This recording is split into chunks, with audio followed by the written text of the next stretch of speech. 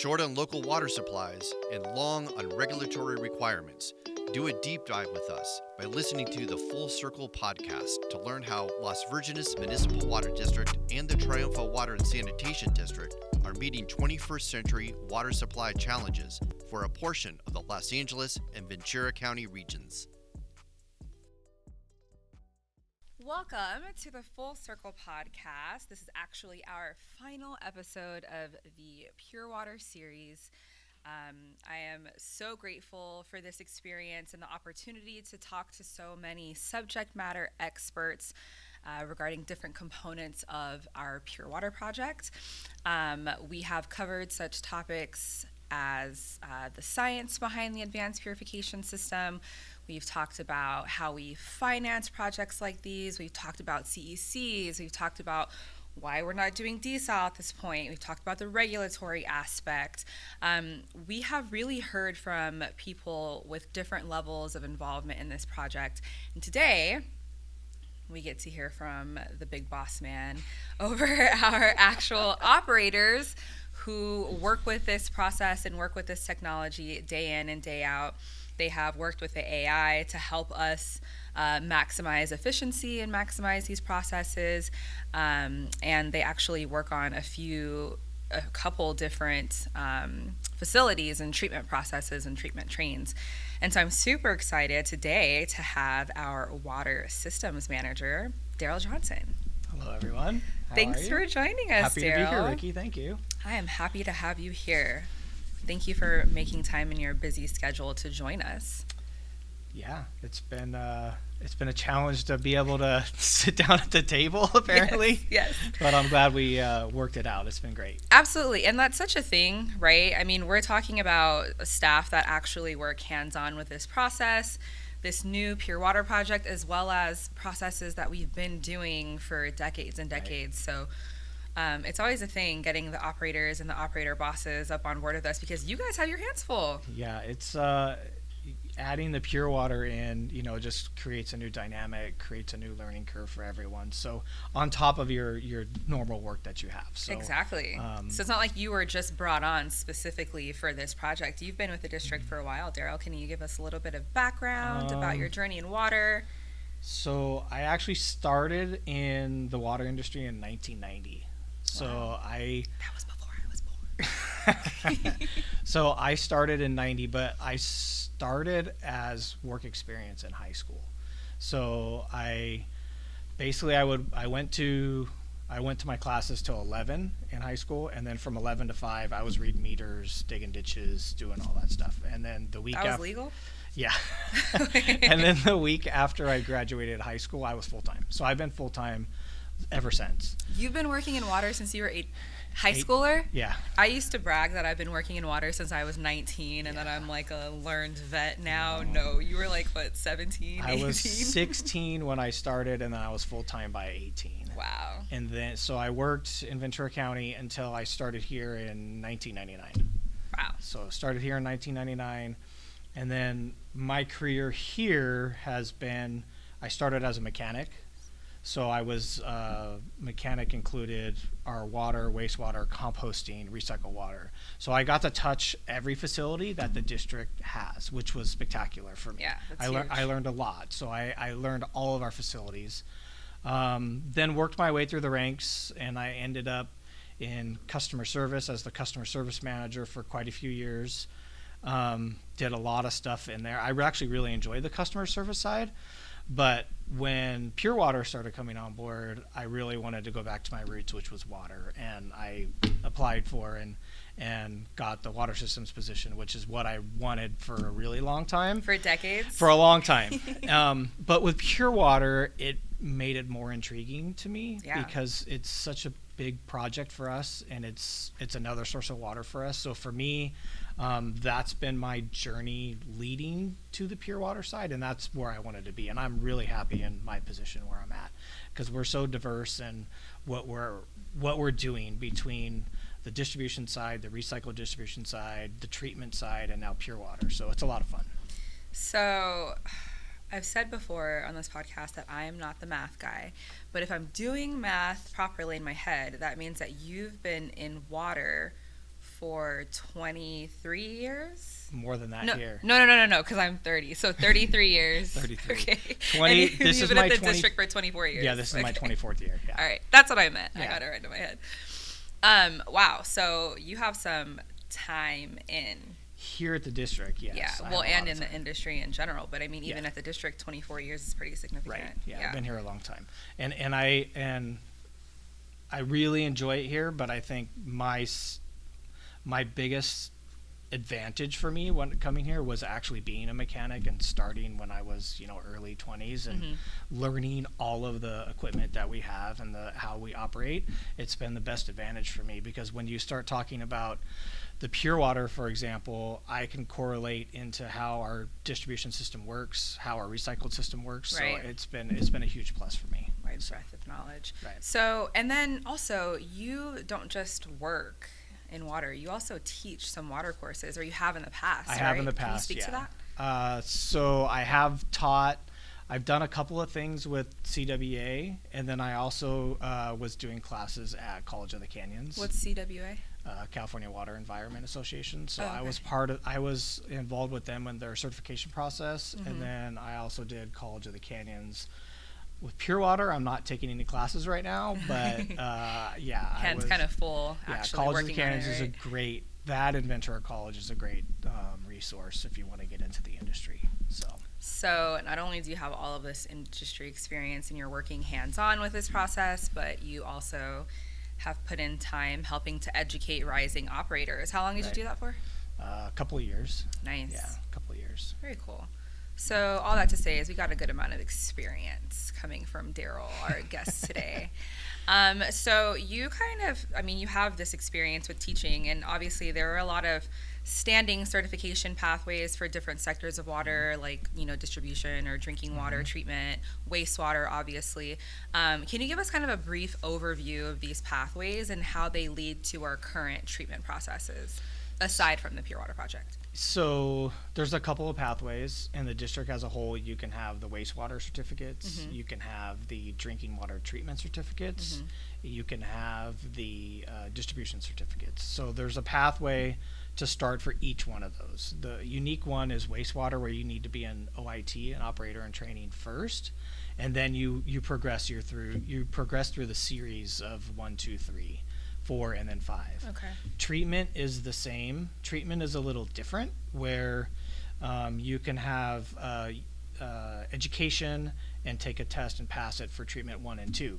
But to get to 3, 4, and 5, you actually need hands-on experience, certified through the state of California. So you can get your 1 and 2 without actually having a job yet. Right. So this is something that someone that might be interested in joining water could look into, or even someone like a high schooler that doesn't know if they want to go to a 4-year college yet, and maybe they want to get into utility and water. This is something that they can start training for before they even get any experience. Right, and you can do it in both water treatment and water distribution. You can work it through before you actually start gaining experience and working your way through it. The other one that's not really talked about a lot is the California Water Environment, which I talked about.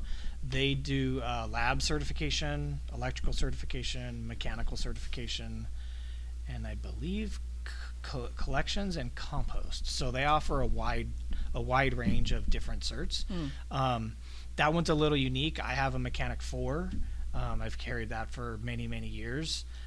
That is really based on education and experience, but those are specific to mechanical, electrical, etc. Right. So carrying like a mechanical cert or an electrical cert, and then having a distribution and or a treatment, it goes a long ways within the industry. So the mechanical and electrical are kind of like supplemental to your like distribution or like treatment or wastewater. Yeah, they would be a little supplement to it, but in the district, it's required for like the mechanics and the electricians. It's like 1, 2s, and 3s and what have you to get to there. Right. So, yeah. They're not easy to get though. Those are actually, because they're specific. So whether it's an electrician or mechanic, they're hard to get. Right. And so for like the treatment or wastewater ones, what does that studying process look like? Is it like a course that the participant needs to take, or is it kind of like a self-study? What is that? How does that go? So for the water treatment you have to have there's so many hours, or like a course. So if you took a course at Ventura College or College of the Canyons, one course would qualify you to take the test. And then to take the 2, you need to have at least 2 courses per the state's requirements. Okay. And then to go progress past in the 3, you have to have more courses and hands-on time. It's usually about 2 years worth of time. So if you obtained a treatment 2, you'd have to hold and be an operator under the treatment 2 for usually 2 years, and then have an additional training class before you can be eligible to take the treatment cert itself. It's a little more involved. Right, it's more involved. There is another step to the distribution and the treatment cert, is even though you pass the test, the state still has to review your job description, your qualifications, to make sure you actually qualify for it. So they will do a thorough review of you, the applicant, to see if you meet those standards before they actually issue a certification. And like making sure that you actually have the hours and stuff like that. Okay, right. Gotcha. So for us here, for like our treatment staff, it's very important that they actually log the treatment time within the timekeeping system, so that they can validate that they have the required hours. Okay, makes sense. Yeah. So for our long-standing treatment processes, our tertiary wastewater process, our drinking water treatment process at Westlake, you know, these processes have been in place for decades, right? And even though the advanced purification process isn't new, right, the certification path for advanced purification is kind of on the newer side compared to the processes that we were just talking about. So how do these certification pathways play into potable reuse, or is there a new certification train with advanced purification or potable reuse? So currently, the advanced water certification is run in conjunction between California Water and Environment Association and the American Water Works Association. They've combined and created an advanced purification certification is what they've done. When did that start, do you know? Or when was that launched? Maybe 24 months ago. Oh, so it's super new. It's very, very new. They collaborated, put it together, but you have to be able to qualify. They have advanced treatment 3, 4, and 5. Okay. So to qualify for the advanced 3, you have to have either a treatment 3 or a wastewater 3. So you have to be certified within the industry before you can transition over into the advanced water cert. So is that why there's no advanced water certification 1 and 2? I don't know the answer to that. I would hope that it would eventually get to a 1 and 2, but I think the technology that is coming from Pure Water, you need to have the understanding of treatment for the recycled water and or treatment of the drinking water standards. So for us as the treatment department, it's really important that we try to get our staff trained up and get them to the 3 level so that they can actually be dual certified as they move forward. Because with the Pure Water coming online, it's a lot of work to get those hours needed to get, say, a water treatment operator 3. Right. So they need to be at Westlake working for at least 2 years. So bringing in staff, get them 2 years, get them trained. At the same time, they can continue to work towards the understanding with our facility and get that understanding so that when they are treatment certified, they can take the advanced water 3. So that is the ultimate goal. Okay, so that's our goal, and I know that we have very lofty goals here at the GPA, but is it necessarily mandatory for the operators operating our full-scale facility when that opens in 5 or 6 years to have that advanced treatment? That hasn't been determined yet. Okay, because it's that new, right? It's not. Yeah. The certification process is not certified through the state of California yet, or the EPA federally. So, but it could be by the time we go full scale. It could be by the time we come. So historically, AWWA has basically, they'll start the cert process and then we'll let the regulations take its path. But to have the advantage of having the advanced 3 that's available now, it's a big advantage.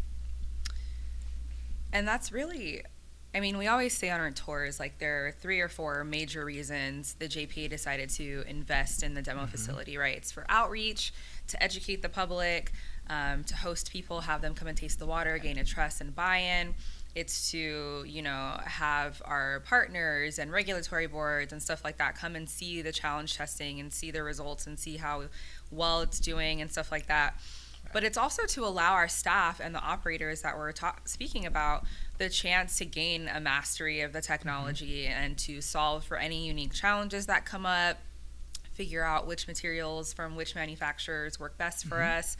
And it also sounds like it gives them the hands-on time to make sure that they're properly certified, whether it's with our current treatment certifications or, eventually with advanced purified cert, which may or may not be compulsory, right, by the time we go full scale. So we're really planning for the future and making sure that our staff is properly prepared. One of the good things about our demonstration facility is, and I know this has probably been, I know it's been brought up in previous podcasts, is that we actually have full scale equipment. So the staff are gaining all the time and all the understanding and knowledge that they need. From just simply collecting samples to how the operations of the facility is actually working.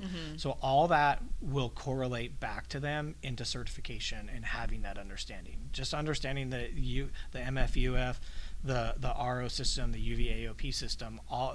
If you were to just have a treatment 2 and you didn't have any of that experience, the advanced test would be a lot of studying, but having this hands-on experience is going to give them the advantage as we move into these advanced certs. Yeah, absolutely. And we've had this demo facility open for almost 3 years now. Almost 3 years, right? Yeah. And It was September 11th of 2020. Right, when we had our groundbreaking. Yeah. And we are still about 5-6 years out from... Yeah, at least. It's probably more like 6 years. Okay, that's what I was thinking too. But by the time you get everything dialed in, it'll take it's probably about 6 years. Yeah, so we're about still 6 years away. Right. So that alone is about 9 years of getting familiar with this process for our operators, and that's something that we didn't take lightly when we were, thinking and considering this demonstration process. Yeah, I mean, you have your training staff that have done the same thing for all these years, and then we bring in a whole new treatment technology, whole new facility, and having if you want to call it a training ground, so to speak, but it's really not. There's so much more to the demonstration facility, but for the staff, it's a huge advantage for them. Yeah. And then also, I mean, I don't know if we've touched on it, but we're cross-training quite a few other divisional staff as well. So it gives them a good understanding of newer technologies. It lets them come in and see if this is something for them potentially. So we're cross-training. At one point we had 5. I think we're down to 2 or 3 now. So having that advantage of other departments working with other divisional managers, freeing up the time to let their staff get some hands-on time in there on a regular basis. Yeah.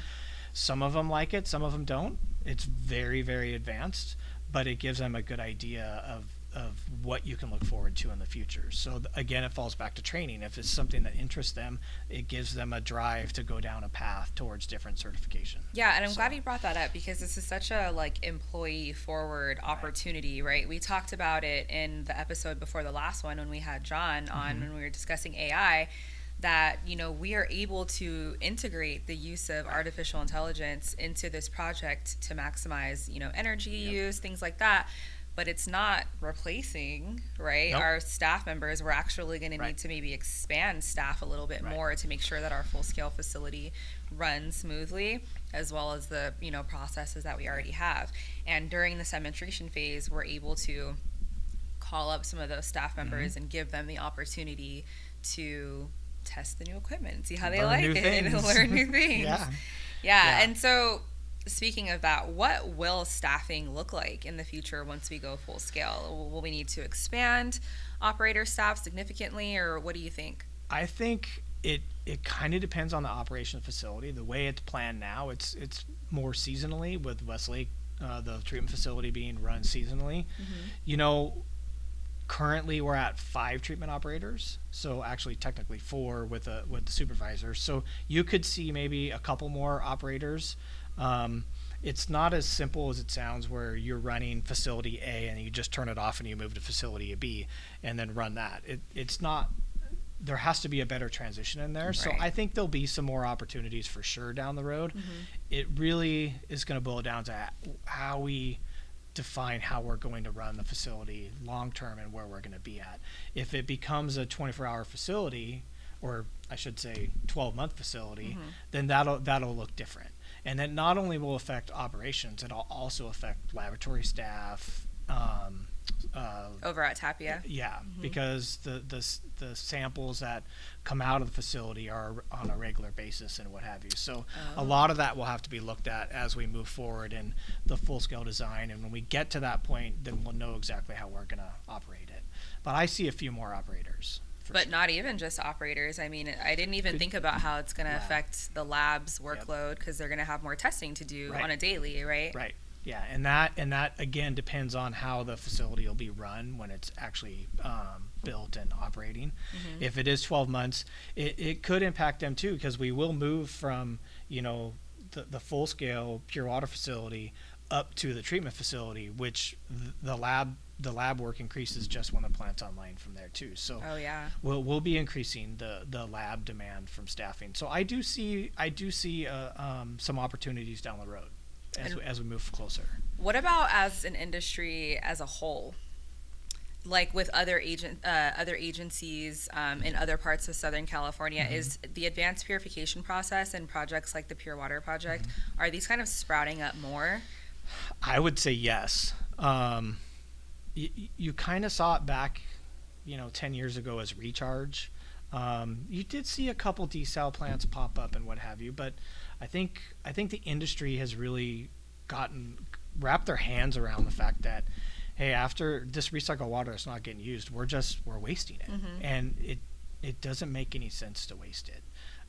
If you look at other parts, you look at, like, say, the Mississippi, for example, everybody's recycle is going down. It's all getting reused as it goes. Eventually, what's not used ends up back in the ocean. We're basically doing the same thing.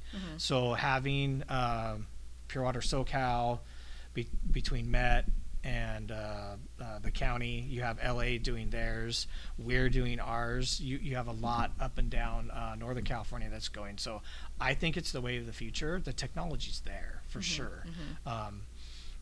When I was at a water use conference in Atlanta, the doctor staff were saying, hey, this is cleaner than you get in some bottled water. So I think having us, with the demo facility and our plans to go full scale, I think we're on the right track with it.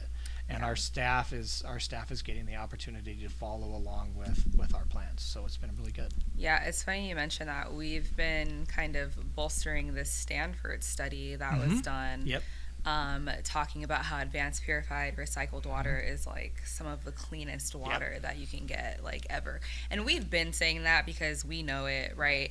But to have it kind of justified, or I guess qualified by that Stanford. Yeah. Right? The Stanford folks. The Stanford study. We should print it out and hang it up in the demo facility and just point at it. But there's starting to be a lot more information leaking to the mainstream about just how safe this process is and how tried and true it is and how clean the water is. So definitely, expecting more agencies to undertake this process, and that's always going to create more opportunities for staff and operators, of course, and, lab workers as well, as everybody. You pointed out. Yeah. Everybody. Yeah. And so, speaking of that, can you give our viewers and listeners your thoughts on the current wave of retirements and subsequent job opportunities? Well, I've been in the industry a long time too. Yeah. So, it's interesting time. In my years here at the district, I've seen the retirement wave one other time, and it's tough. I mean, some of the guys that are operating the treatment facility now, you're talking 30, 35 years of service here at the district alone. Right. And replacing that is going to be a challenge. Yeah.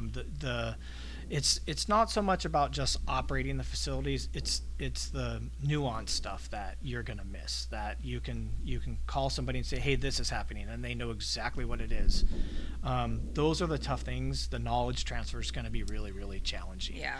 But on the other side of that coin, I think it's good. We've picked up a couple of newer employees that are absolutely loving the new challenges that are being thrown. So it's great to gain all the knowledge we can, but on the other hand, it's really, really good to create a good environment for the new staff members to be able to excel and see the opportunities down the road. So, and that all goes back to what we talked about before about certification. It's important to continue to strive with, as your retirements come, you see the opportunities, continue to educate yourself, get certifications as you move forward. But overall, it's going to be tough because I have 3 of my staff members alone probably have combined 60 years of service. Wow. So, and they're all eligible to retire. So that's tough. I'm not retired yet. Thank God. I can't. But yeah, it's definitely a challenge, and we're not the only one that is having the challenge. If you listen to the industry, there is a lot of folks that have come around, and they've been in the industry for a very long time, and it's just time for them to go and spend time with their family or whatever the case might be. They've served for decades. I look at it as opportunity, though. So the cross training, giving people opportunity to look at both sides of where we're going with it and what have you, I think it creates a lot of opportunity, and I hopefully people will see that as opportunity, whether you're new looking at the district or if you're a current employee looking at potential down the road. There will be a lot of potential down the road. Yeah, and that's always been a part of our succession plan, right? Is having that overlap. I mean, you have people like Steve Jackson and Robert DeVito who have been here for decades, years and years and years, and for some time they were like the main guys running that Westlake filtration plant. You know what I mean? So now for years we've had like Guillermo and Eddie and now Fernando like cross training. And making sure that we get that overlap of knowledge before, the 2 OGs decide to retire. And thankfully they've, been so hands-on with that knowledge transfer. I mean, I don't go to Westlake that much, but just with the Pure Water Project, like I see Steve in there with Guillermo and Eddie, and like you see it happening, right? As it goes, you see that knowledge transfer, and that's a huge investment. It's a hands-on approach. I mean, to get that succession transfer, even myself, I'm in the field probably 3 of the 5 days a week, just staying in touch, passing on the knowledge as much as you can. And again, that goes back to the cross-training experience, bringing people in, letting them get exposed to the new equipment. Yeah. And it's not just the Pure Water. It also involves Westlake. It involves distribution. We have guys in distribution that cross-train with some of the engineering staff. So my big goal is if somebody says I like to cross-train in X, I do whatever I can to allow them to cross-train in X. And I think that's how we're going to expand. We're going to transfer the knowledge, and it opens up a bunch of opportunities for them. Absolutely. So like I said, you have Steve, Robert, and Frank, all 60 plus years of service at the district. So that's a long time. It's a lot of knowledge to capture and bring back to a new generation of folks. And shameless plug here at the JPA, we don't believe in putting people in boxes. If you are working customer service and you want to learn about treatment, or if you are working distribution and you want to learn about wastewater or pure water, Daryl here is going to give you the opportunity. That's the succession piece. Exactly. It gives you the opportunity to learn it, and I think that's an important piece, and it expands us as the district as a whole. Absolutely. There's so much opportunity in water, especially when you do provide full service like we do here. We're not just talking about, working pump stations or working on pipes. We're talking about wastewater. We're talking about composting over at the Rancho Las Virgenes composting facility. We're talking about pure water now. So there are a lot of opportunities for anyone that's interested in joining us here at the JPA. That's right. There a lot are of opportunity. A lot of opportunity. There's almost always a job available. Come check us out. So back to pure water.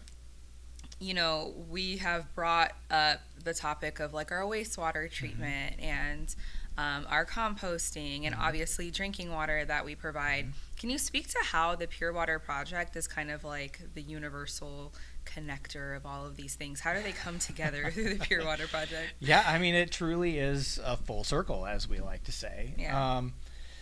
In the past, you've had your water and your wastewater, and everybody's been separate, but Pure Water is going to connect us all. And the collaboration that we have with, for example, Steve and the staff at Westlake, or excuse me, at Tapia, what happens at Tapia affects the Pure Water. What happens at Pure Water is going to affect treatment. We've brought it full circle. So that working relationship that we have to establish between all of us we need to keep that up. And having that, again, it goes back to the cross training, but letting the guys from Tapia learn the stuff that Pure Water, so that they understand if there's a upset or something at Tapia, it's going to affect the recycled water that would be at the Pure Water facility. So we are connecting all of our entities now in one way or another, which personally I think is great, because we all have this good working relationship to meet the end goal when it's all said and done. But there's a lot of opportunities for us as a district to expand our relationships within our divisions, and I think we're on a great path for it. So yeah, and it's funny that you mentioned Full Circle 1, because that's the name of our podcast. So I'm gonna press my imaginary we need a button. Imaginary horn. Shout out to saying the name of the podcast. Yeah, we need to get a horn thinger in here, like a bell or a light or something every time you say Full Circle. Every time you say Full Circle, the name of the podcast. Right. But I say that because it also works into this idea of one water, right? Throughout the state, especially, but really globally. I mean. Right. Globally, we only have access to about 1 to 2% of all drinking water, fresh drinking water supplies to feed 8 billion people now. Yeah, I think we just crossed that threshold. I think they were saying we're going to have 10 billion in the next 10 years or 20 years or something like that. Did they really say that? Somebody was saying that. I think Director Poland might have said that in the board meeting today. Oh, He dropped the number somewhere in there. It's a lot of people. I'll have to look back and see how long it took us to go from 7 to 8. Yeah.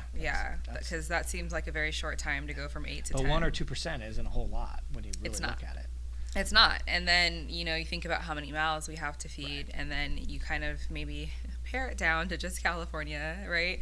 And our water source, our main water source here, of course, being the State Water Project, we have to share this very, very limited resource. And our board president, Jay Lewitt, sometimes talks about this idea of making water, right? You can't just wait for Mother Nature to deliver water, because as we've seen, that happens very invariably. Right. We don't know when we're going to get these deluges of rain. We don't know how long the next drought is going to last. We didn't know how long the last drought was going to last. So we can no longer just kind of wait around and let it happen, right? We have to kind of make water, and a part of how we do that is through reuse.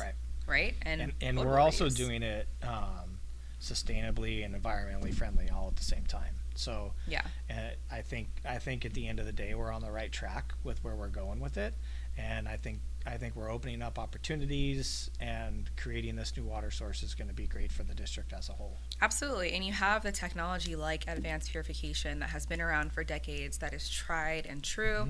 We've talked about this in previous episodes. This is the process that has been used in other parts of the state, Orange County, Oxnard. It's been used in other states. It's been used in other countries. We know that this is the process that has been effectively used on the International Space Station.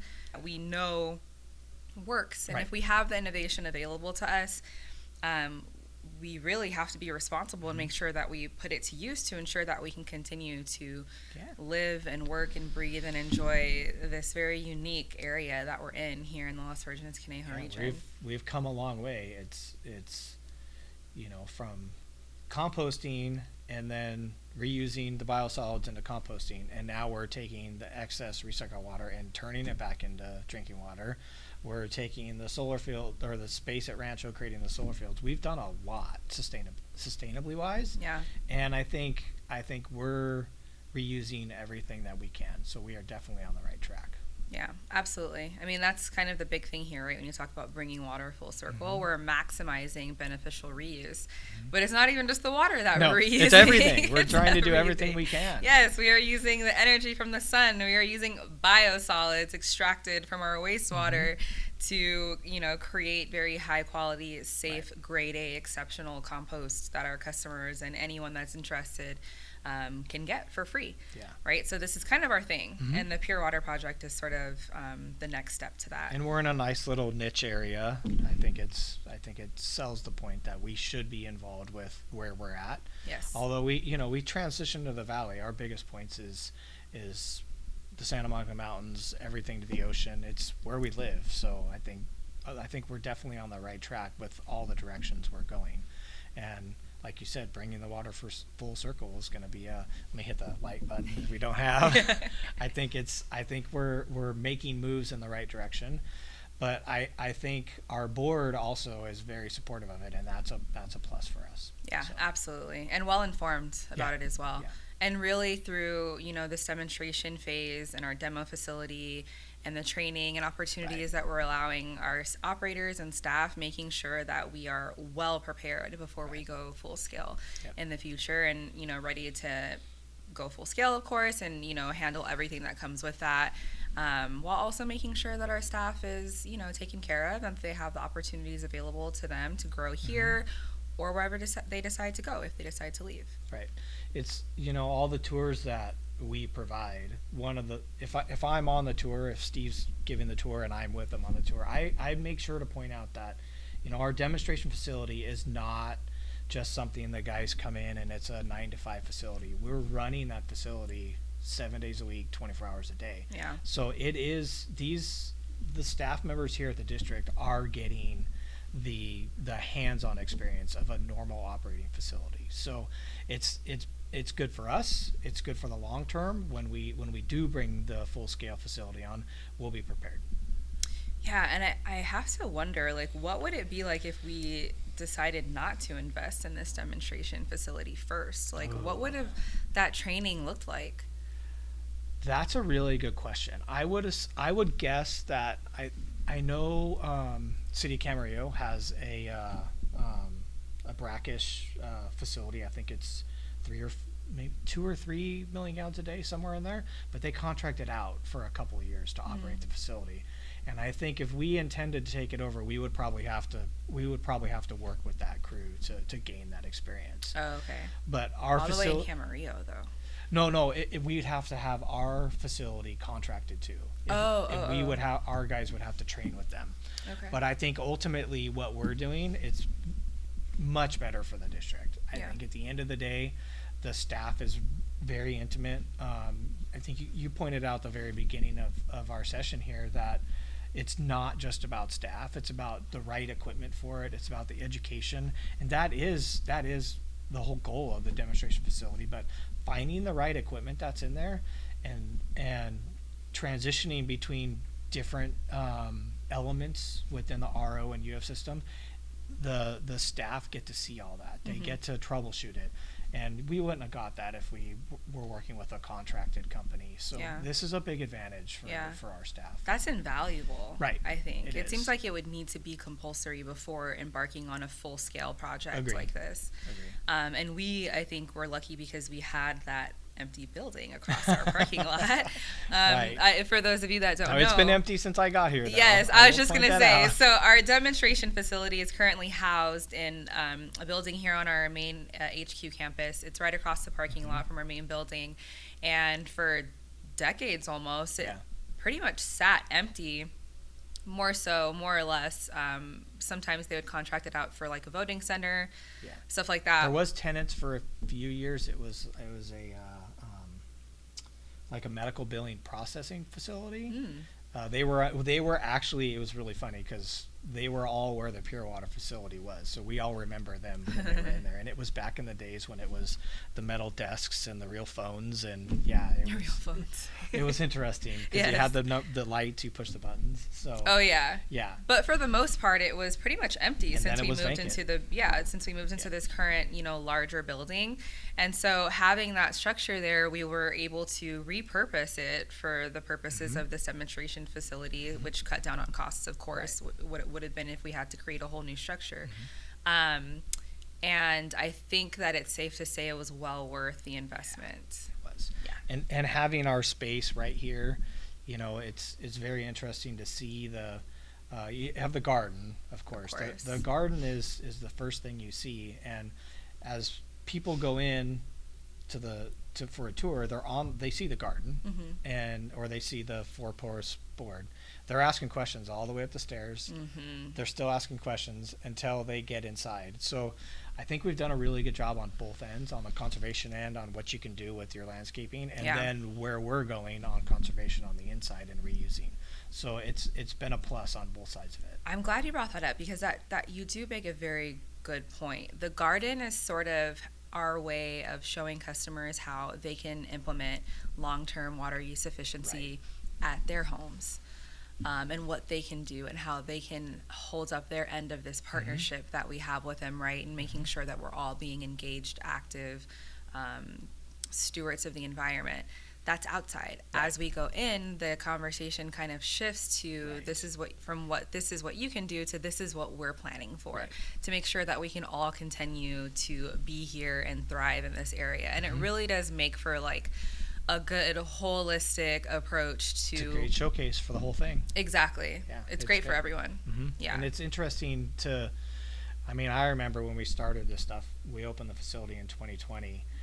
It was all so new. We were making our way through it, but now when you really look at how the garden's expanded and how we've expanded staff inside and everybody's understanding, we've come a really long ways. Even you and Stephen and Mike.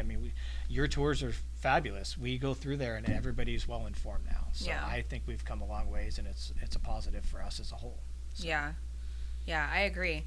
And I think I remember hearing that initially when the demo facility was being planned for, that like some LV staff had to or JPA staff had to kind of fight for that garden to be out there, right? Yeah, to make that investment. Yeah. I have to, at this point, shout out Dave Roberts, who really, really took over that project and made it his own and put a lot of work and a lot of time and a lot of planning into that garden. That is obviously I do tours and I'm talking to people about this every day, but that is one of the main draws. It really is. It's unbelievable how many people came through the drought just to see it. Me personally, I was scanning QR stuff because I pulled out all my lawn at my house. So it's people were in there on a regular basis, and it's really nice to see it matured. Yes. Because then you get to actually see what it's going to look like. Yeah. Everything looks great when you plant it first. But now that everything's up and matured and they maintain it on whatever the interval might be, you get to see what it'll actually look like. Yeah. So people have a good understanding, and there's a lot of things I like about it. So Dave did a great job. Yeah. To say that. And it's not just for aesthetics, right? Like it's a functioning demo garden with the QR codes that you mentioned on each section. Anyone can come. They don't have to book a tour with us. Anyone can come, take a self-guided tour. You have access to names of all the plants listed. You have access to video content if that's how you prefer to get your information. And you have access to a plant list of all of the plants included there. So again, it was very well thought out, and just another way that we're trying to make sure that we engage people and offer up resources and help as much as possible so that they can hold up their end, while also making sure they're educated about how we are holding up our end of this partnership. And it's right here on our campus. Yeah. So all of it is here and accessible, and that was our goal, and I think we've done a great job accomplishing that. Absolutely. Daryl, thank you so much for joining us for our final episode of the Pure Water series of the Full Circle podcast. Where's the light? We hit full circle. We did it. Thank you very much. It was great. Yes, absolutely. I know that you're super busy. I'm so glad we were able to get you on here. It worked out perfectly. It was my fault. I'll take the blame. So. You got your hands full. You got all these processes and facilities and graduating kids and conferences. You got a lot going on. We appreciate you joining us. It's a good time of year, so thank you. Yeah, absolutely. Have a great day. And really, just to wrap things up, we have touched on all components of our Pure Water project to this point. Obviously, we started this demonstration process back in 2020. We are 3 years in. We've been able to collaborate with topic matter experts, have them here on the show. We've talked about topics like AI as it relates to Pure Water Project, the regulatory aspect of things. We dove into the history. We've talked to the experts. We've looked at some other options we've talked about, and really, I hope that our listeners and our viewers that have stuck with us have been able to kind of connect the dots and see all of the thought and all of the consideration and all of the planning that has gone into the Pure Water project up until this point, what we are doing here at the JPA to make sure that we all continue to thrive in this area that we all love and care about, and that is absolutely worth protecting and investing in, and making sure that our water is sustainable and reliable and always the highest quality. It's been fun. I've had a great time hosting this project or this podcast. I've learned so much, and I'm so grateful for the opportunity. I would say stay tuned. The Full Circle podcast will continue with a new series.